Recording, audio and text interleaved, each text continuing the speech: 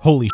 The Legend of Zelda Breath of the Wild is by far the greatest video game that I have ever played. This game launched with the Switch back in March of 2017, and people are still discovering secrets about it to this day. This game's story, visuals, music, and most importantly gameplay are all masterpieces and rightfully deserve all of their praise. This is one of Nintendo's most expansive games ever, and in my opinion, is the greatest game that they've ever put out. I've played this game for far too long, and I still have yet to 100% it, so it was a real treat picking it back up for this video. And after replaying this game for the week, I have some things I want to say about it. I go by Capture Reviews, and these are my thoughts on The Legend of Zelda Breath of the Wild. And since this game is over 3 years old now, I think I have the right to say that there will be some spoilers ahead.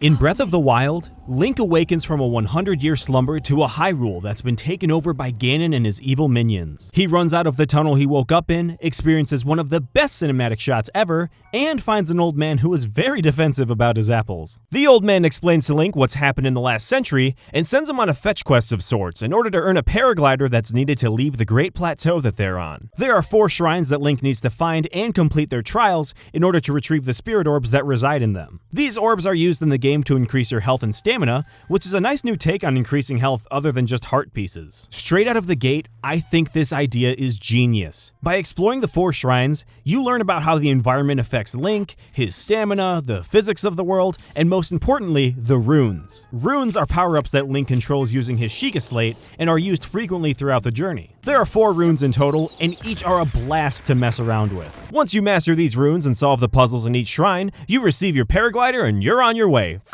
you, Mom and Dad, I'm leaving! And now, it's time for you to defeat Ganon and save Hyrule. Okay, but what do I do next? Well, Breath of the Wild gives you full control of everything. You're given all the power-ups that you'll need for your journey right at the start, and then the game says good fucking riddance. You could literally run straight to Hyrule Castle and try to defeat Ganon right then and there if you wanted to die a horrible death. Or, if you want to explore this massive world, you can, and good lord are there a lot of things to do. This is one of the best features of Breath of the Wild. Nintendo went from Zelda being a hand-holding linear adventure to a completely open, do-it-yourself style of game. If you see something in this game, you can get to it by horseback riding, running, climbing, or paragliding because everything is accessible and it is great. Now obviously, Ganon won't just let you explore around without providing some annoyances. Enter the enemies of Breath of the Wild and, well, f*** you. Run, run, run, run, run, run, run, run, run, shit, he's awake! Oh, you bitch! F me. What the shit is that? Yeah. Breath of the Wild's enemies are ridiculously difficult to fight, and the combat mechanics are legit. Each enemy has a unique way of attacking, so learning their attack patterns and figuring out how to strike back takes some time. I absolutely love fighting in this game. Every fight is so intense and challenging, but it's so fun at the same time. Because each enemy attacks differently, I'm always engaged when I encounter them, and I always take each fight seriously. Lynels, for instance, require a lot of practice and are a bitch and a half to take down. They're all about dodging at just the right moment to perform a Fury Rush and slowly chipping away at their health. But then you have the Guardians that are all about parrying their laser shots to deal some real damage. You can also get creative with these guys and attack their legs to make them immobile or knock them over and beat the shit out of them. Oh, and there's a blood moon every handful of days that revives all the enemies, so that's fucking cool. Now, after avoiding the enemies, one objective to consider is freeing the 4 divine beasts from Ganon's grip. These ancient pieces of technology are comprised of puzzles on the inside, and it's up to you to solve them to free the beasts. These puzzles are insanely fun to solve, and the boss battles at the end of them have resulted in about 3 or 12 broken Joy-Cons. Fuck you, Thunderblight Ganon. By saving the divine beasts, you'll meet the ghosts of the champions that used to run them. This cast of spirits gives you even more power-ups, and they are so helpful. Mipha's Grace revives you if you die, Revali's Gale sends you flying, Daruk's Protection provides a force field, and Urbosa's Fury strikes lightning on anything in range. You'll also find out about this game's beautiful backstory by completing these. Link has lost a lot of memories in his slumber, but by helping the champions of the divine beasts and exploring the world, you'll recover some and see some very emotional and intimate moments. There are hundreds more side quests to distract and reward you throughout the game, but one of the main side quests of note is the search for Koroks. These leafy f***s are riddled everywhere in Breath of the Wild, and for finding them, you'll get a Korok seed which can be used to purchase more inventory slots. It kind of looks like a piece of shit. Wait, Koroks are hidden in every nook and cranny, and you'll find out quickly that you're going to need as much inventory space as possible, so keep your eyes peeled. I love how many Koroks there are in this game. At the start of your journey, you'll be finding them left and right, and it makes you feel so accomplished by discovering their hiding spots. Also, does anyone else drop the rocks on the Korok's head after finding them, or should I just turn myself into the police now? Along with this, God, I say that in every video, there are plenty more shrines that are hidden in this game besides the first 4. These shrine trials range from somewhat hard to kill me with a fucking spoon hard, but of course, they're all worth it for the spirit orbs. In total, there are 900 Korok seeds and 120 shrines in this game, so if you want to 100% it, good luck. The best part of these side quests though is that they're totally optional and are never shoved in your face. Again, this open world lets you do whatever you want, so you're bound to miss a bunch of these on your first run through. This of course adds to the replayability and makes this game worth well more than the $60, which means you'll be knocking bokoblins on their asses left and right. Speaking of which, I say that all the time too. Bokoblins and enemies of the like are able to fall over like they do because of Breath of the Wild's insanely detailed physics engine. Everything about this game behaves the way you'd expect it and want it to. Bring a flame weapon into the tall grass and watch everything burn. Hold a torch to an apple on a tree and watch it roast into a baked apple. Or try to climb a wall when it's raining and you'll slip because this game behaves just like real life does. Speaking of what... No.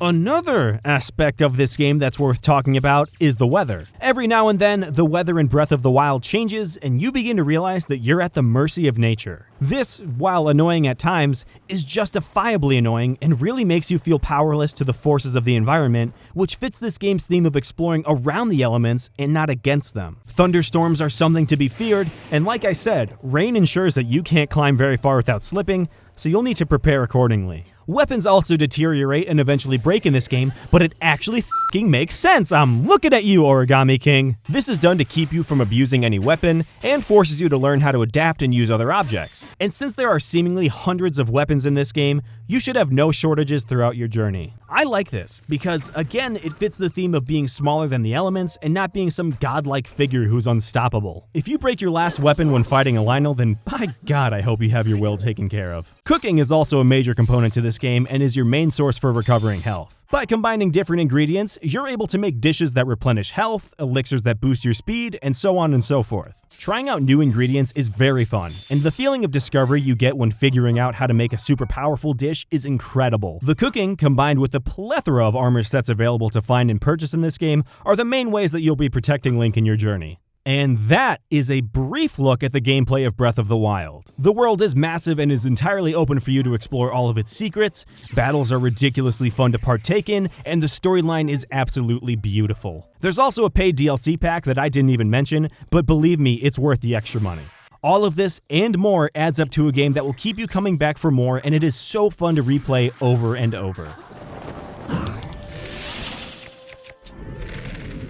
Visually, Breath of the Wild is absolutely stunning. This game runs smoothly at 30 frames per second or so and rarely sees any dips. Each environment is full of details that bring life to even the smallest of things, and the lighting is something to be in awe of. The water looks as realistic as ever, and the little droplets that fall off of Link after taking a swim are a joy to see. One detail of note is the blue light effect that is used when distilling information into the Sheikah slate or clearing a shrine. The neon colors are incredibly well done, and honestly, it never ceases to amaze me. The animations are very fluid, so jumping off a horse in slow motion or watching a tree turn into a pile of logs is downright delightful. The landscapes in each area of the map are all vastly different from one another, and each has some sort of a lookout point that's very much worth admiring. My personal favorite area to relax in is Lurelin Village. There's something about the tropical theme and the huts and fish everywhere that make it feel like a vacation from the main story. Musically, this game is the king of using adaptive sound. The music only shows up when something important is happening, but when you're just wandering around through a field, you'll hear a beautiful piano fading in and out. And that is a great thing because it really emphasizes just how barren the land has become since Ganon has taken over,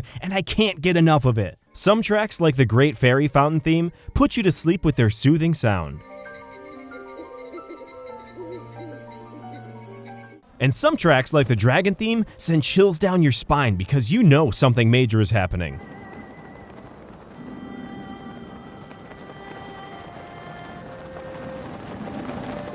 The music, when it's used, is absolutely amazing, and if anyone tells you that this game's soundtrack is lackluster, then tell them to f*** off.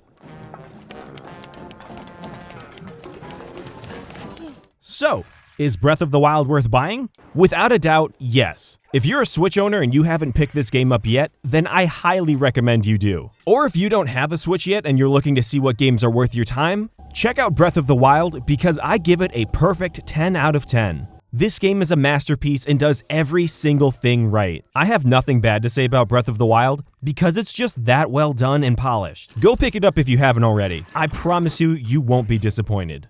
Thank you so much for watching and listening to my thoughts on The Legend of Zelda Breath of the Wild. I hope you enjoyed, and I'll see you next time.